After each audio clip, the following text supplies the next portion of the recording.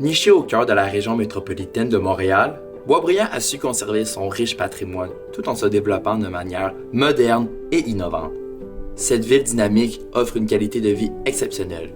Avec ses parcs verdoyants, ses infrastructures modernes et son tissu économique en constante croissance, Boisbriand incarne l'équilibre entre la tradition et la modernité. Les citoyens bénéficient d'un environnement favorable à la vie familiale, à l'éducation et à la participation active dans la vie communautaire.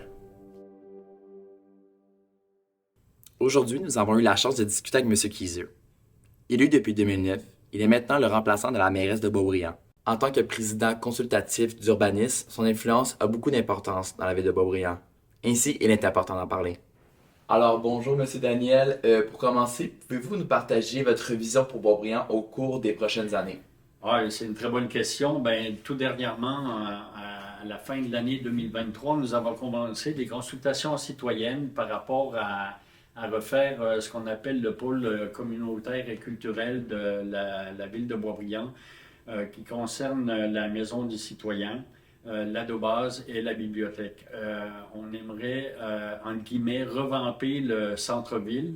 D'ailleurs, le projet, on l'appelle assez communément le centre-ville communautaire. Et on a consulté les citoyens. On a eu une bonne participation, des bonnes idées qui sont sorties. On est arrivé avec un concept de base. Et puis, c'est un projet qui s'échelonne quand même à moyen et long terme.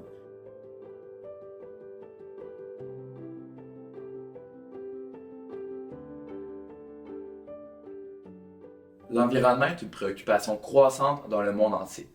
Pouvez-vous nous décrire les initiatives que Boisbriand prend pour promouvoir la durabilité et la protection de l'environnement?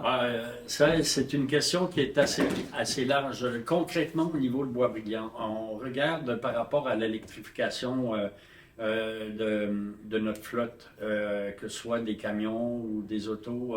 On regarde par rapport à l'électrification. Évidemment, c'est un projet quand même à l'ensemble du Québec.